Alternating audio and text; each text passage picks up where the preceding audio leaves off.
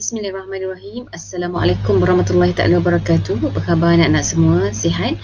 So, alhamdulillah hari ini kita dapat lagi menyambung kelas PDPR untuk Tasawur Islam KSSM tingkatan 4 dengan tajuk baru pelajaran ke-8 peranan wahyu dan akal bahagian pertama. Sebab Ustazah pecahkan kepada dua bahagian sebab ada beberapa topik yang memerlukan huraian yang mungkin lebih daripada 15 minit. So Ustazah pecahkan kepada dua. Jadi bahagian pertama ni Ustazah mengambil dua topik iaitu 2.3.1 dan 2.3.2. Jom kita sama-sama saksikan. Pertama ialah 2.3.1 untuk pengertian wahyu dan akal. Mungkin anak-anak pun dah biasa dengar perkataan wahyu dan akal. Mungkin dapat teka apa makna wahyu dan apa makna akal. Walau apapun, jom kita perhatikan apa sebenarnya dimaksudkan dengan wahyu dan apa yang dimaksudkan dengan akal. Pertama, kita pergi kepada maksud wahyu. Apa yang dimaksudkan wahyu iaitu kalamullah yang disampaikan kepada para nabi dan rasul melalui perantaraan malaikat Jibril alaihissalam ataupun terus daripada Allah Subhanahu Wa Taala. Baik anak-anak, untuk wahyu ataupun pengertian ini anak-anak boleh letak keyword dia apa supaya kita senang nak ingat. So kalau sebut wahyu, dia punya kata kunci ataupun keyword dia ialah kalamullah. Kalamullah ataupun bicara, kata-kata daripada Allah Subhanahu Wa Taala. So itu sebenarnya wahyu. Tapi untuk pengertian dalam peperiksaan kita kena panjangkan sikit. Walau macam mana pun andai kata anak-anak tidak ada idea dengan ingat kata kunci tu, insya-Allah sudah ada markah. Walaupun tidak dapat markah penuh tetapi sudah ada markah. Iaitu wahyu ialah kalamullah. Kalamullah ini kepada siapa? Yang disampaikan kepada para nabi dan rasul. Maknanya nabi dan rasul sahaja yang menerima kalamullah ini. Kemudian melalui siapa diterimanya kalamullah ini? Melalui perantaraan malaikat Jibril dan ataupun terus daripada Allah Subhanahu Wa Taala. Jadi untuk pengertian ini sahaja sudah ada ciri-ciri wahyu sebenarnya. Andai kata anak-anak dah ingat pengertian wahyu ini, anak-anak juga boleh dikira turut mengingat untuk ciri-ciri wahyu. Walaupun tidaklah banyak tapi sekurang-kurangnya tiga ciri wahyu tu anak-anak dah ingat. Itu pertama kalamullah. Yang kedua diturunkan kepada Nabi dan Rasul. Dan yang ketiga disampaikan dengan cara apa? Melalui malaikat Jibril dan juga disampaikan melalui ataupun terus daripada Allah Subhanahu Wa Taala. Baik, yang kedua kita saksikan pula dalil wahyu.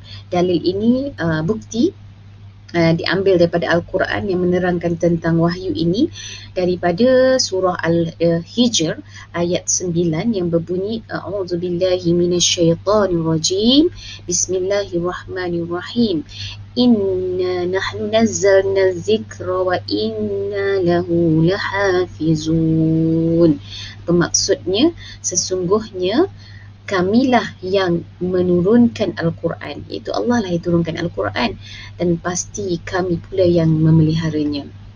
Ini adalah dalil yang menunjukkan Allah Subhanahu Wa Taala yang menurunkan Al-Quran, dan Allah jualah yang memelihara wahyu tersebut, yakni Al-Quran. Baik anak-anak, begitu dalil berkait dengan wahyu.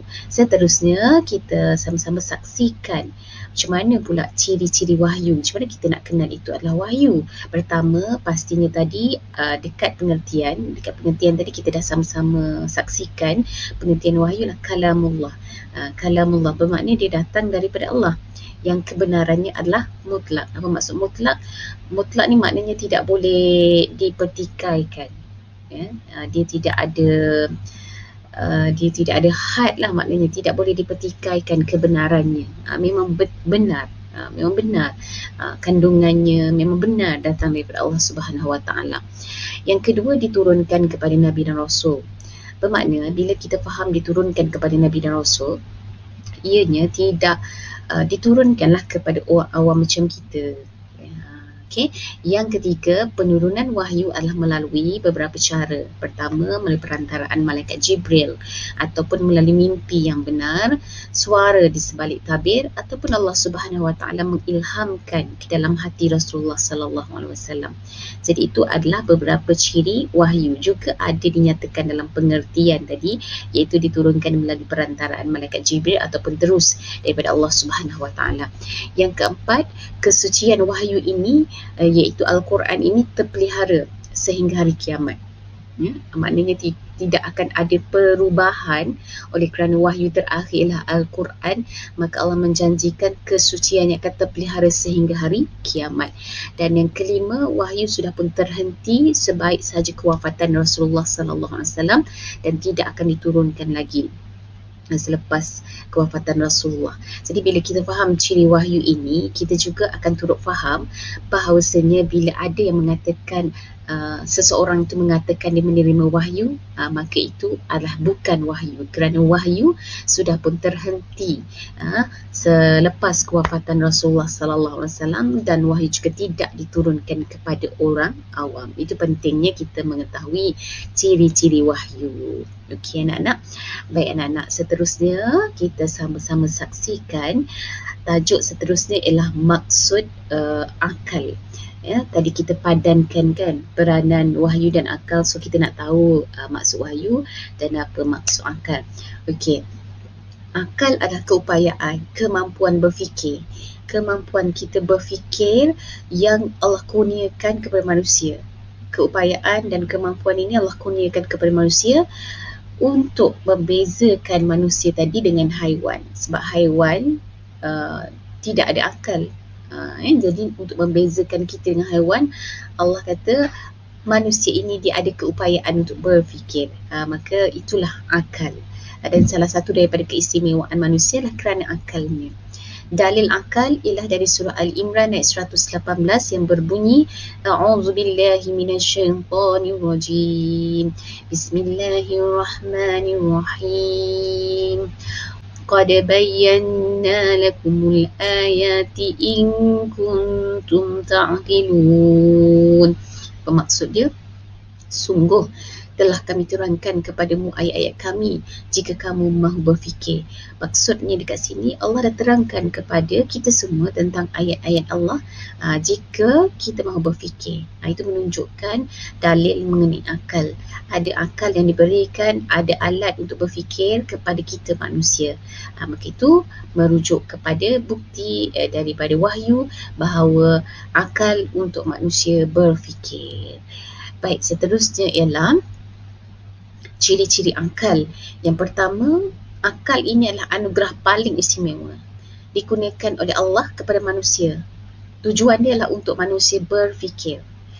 Salah satu daripada anugerah yang patut kita syukuri yang membezakan. Yang kedua ciri akal membezakan kita dengan haiwan. Yang membolehkan kedudukan kita lebih tinggi daripada haiwan adalah kerana kita mempunyai akal tadi. Yang ketiga, akal memang sifatnya, cirinya dia tidak mampu nak fikirkan perkara raib dan dia memerlukan bantuan daripada wahyu. Jadi kelemahan jugalah, kelemahan yang masuk bawah ciri akal ni, dia tak boleh nak fikir perkara raib seperti syurga, neraka, tentang hari kiamat.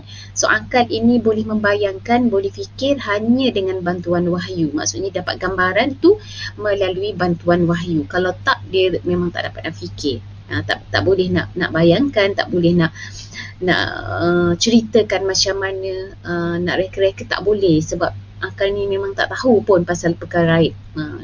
Yang keempat, akal ni sentiasa berubah dan berkembang. Akal kita sebenarnya anak-anak dia boleh berubah dan dia boleh berkembang apabila kita membaca, kita menuntut ilmu dan melalui pengalaman hidup kita. Sebab itu Ustazah mendengar ucapan daripada Datuk Dr. Daud Bakar yang mana apabila kita membaca, rajin membaca, kita akan menjadi manusia yang bijak sebenarnya. Jadi permasalahan kita orang Melayu ataupun orang umat Islam adalah kerana kegagalan kita untuk menjadi orang hebat adalah kerana kita malas untuk membaca dan menuntut ilmu. Sedangkan akal kita memerlukan bacaan, memerlukan kerajinan kita menuntut ilmu untuk mengubah dan berkembang. Maka anak-anak perlu jadikan membaca, budaya rajin menuntut ilmu sebagai satu habit, satu kewajipan dalam Islam, dan dibuat tu dengan begitu bersungguh-sungguh. InsyaAllah akal anak-anak berkembang dengan baik dan berubah-ubah. Maksudnya persepsi kita boleh berubah tentang sesuatu apabila kita tahu tentang perkara tersebut. Contoh, kalau kita tahu tentang bersedekah, so persepsi kita yang sebelum ini rasa sayang pada harta tu berubah menjadi orang yang tak kisah nak keluarkan sedekah kerana kita memikirkan, kita tahu dia punya ganjaran sedekah tu sangat luar biasa. Itu menunjukkan akal kita boleh berubah melalui sudut pandang kita, juga boleh berubah melalui pengetahuan kita, melalui pengalaman kita dan melalui pembacaan kita antaranya. Okey anak-anak. Baik, seterusnya ialah kita pergi kepada topik kedua kita 2.3.2 iaitu fungsi wahyu dan akal. Ya, fungsi wahyu dan akal. Apa tugas wahyu dan apa tugas akal? Untuk yang pertamanya ialah dari sudut fungsi wahyu terhadap akidah. Ya, terhadap akidah pertama ialah panduan dan pedoman bagi akidah yang sahih, iaitu anak-anak, akidah yang sahih ini contohnya kita tahu macam mana pegangan kita yang sebetulnya. Ya, kita tahu manusia dahulunya, masyarakat jahiliah menyembah patung berhala, tetapi oleh kerana wahyu memberitahu tentang kedudukan Allah Subhanahu Wa Taala yang esa, tempat pergantungan kita hanyalah Allah Subhanahu Wa Taala sebagaimana yang digambarkan, diceritakan dalam surah Al-Ikhlas, maka ianya menjadi panduan kepada manusia untuk berpegang kepada akidah tadi. Itu fungsi wahyu. Yang kedua, dari sudut akidah, fungsinya ialah memperbaiki dan membetulkan akidah.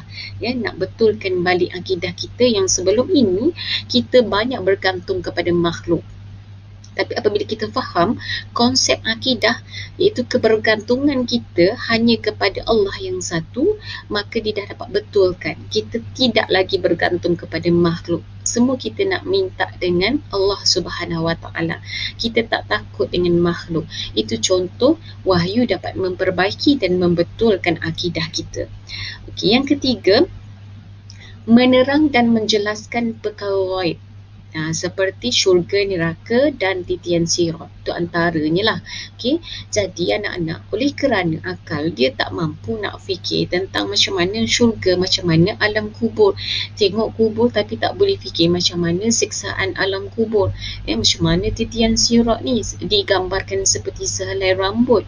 Macam mana tu? Dia dapat gambarkan tetapi dia tak boleh nak fikir macam mana. So yang menerangkan itu, yang menjelaskan itu adalah wahyu Allah Subhanahu Wa Taala. Baik, anak-anak, itu fungsi wahyu dari sudut akidah.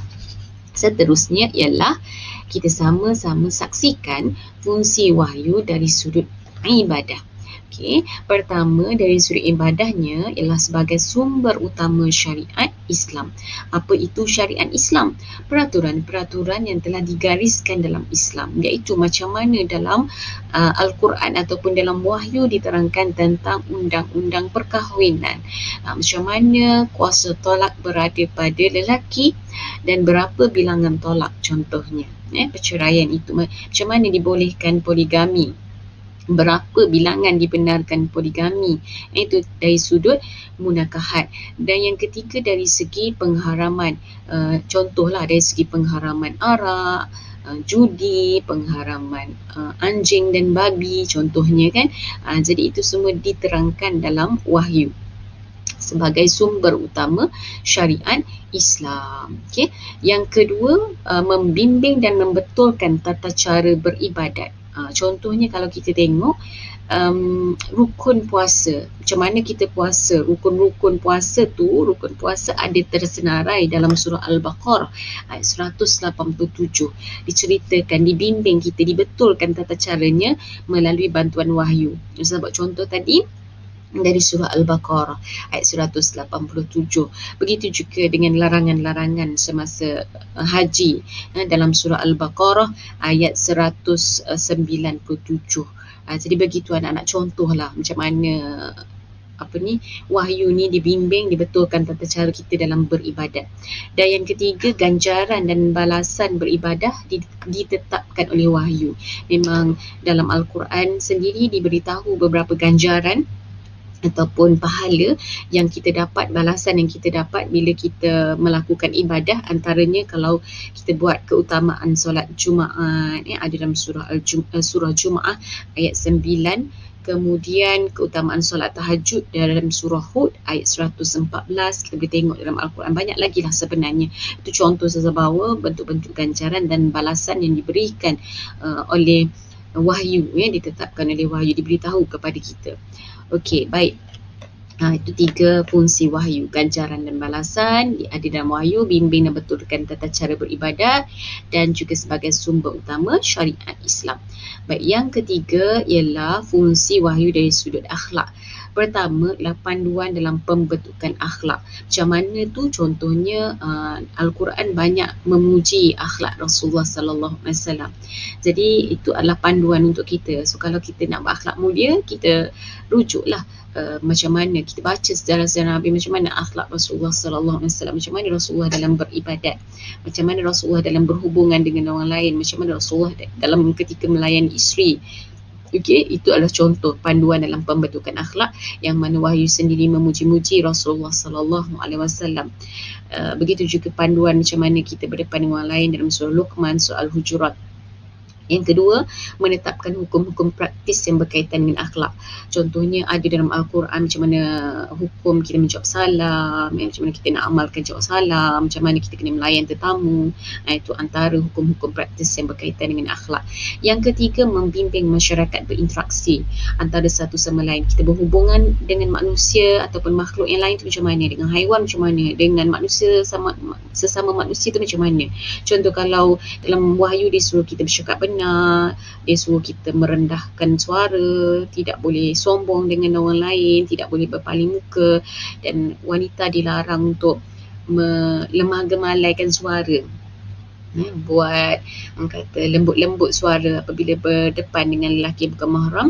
Maka ada disebut dalam Al-Quran, iaitu dalam surah Al-Ahzab, kalau tak salah Ustazah, ada dilarang wanita supaya tidak melembut-lembut ataupun melemah gemalaikan alunan suara.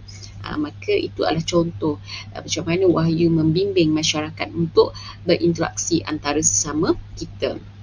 Baik, seterusnya kita pergi kepada keistimewaan Al-Quran, yang mana ada beberapa keistimewaan pada Al-Quran yang tidak ada pada kitab-kitab lain, anak-anak. Pertama, memang kandungan Al-Quran itu benar dan tidak ada keraguan. Dan kalau kita tengok dalam surah Al-Baqarah, selepas surah Al-Fatihah kita buka Al-Quran kita tu, sebab Al-Fatihah ada surah Al-Baqarah ayat 1 hingga 5 itu adalah dimulakan dengan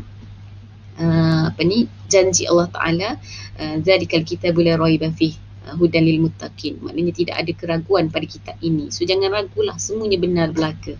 Begitu janji Allah, buka-buka tu dah bagi tahu dah, memang tak akan ada keraguan, semuanya benar apa yang ada dalam Al-Quran ini yang akan menjadi petunjuk kepada orang yang bertakwa. Dan yang kedua, kandungan dan hukum Al-Quran kekal hingga hari kiamat. So tak perlu rasa bila apa yang ada dalam Al-Quran tu hanya untuk zaman Nabi saja. Zaman sebelum Nabi, lepas tu zaman sekarang dah moden, dah tak boleh guna lagi kandungan hukum Al-Quran, tak boleh. So keistimewaan dia, hukum dan kandungan dia kekal hingga hari kiamat. Okay, yang ketiga, panduan Al-Quran ni, apa yang kita nak rujuk Al-Quran, Al-Quran memandu kita dalam pelbagai aspek.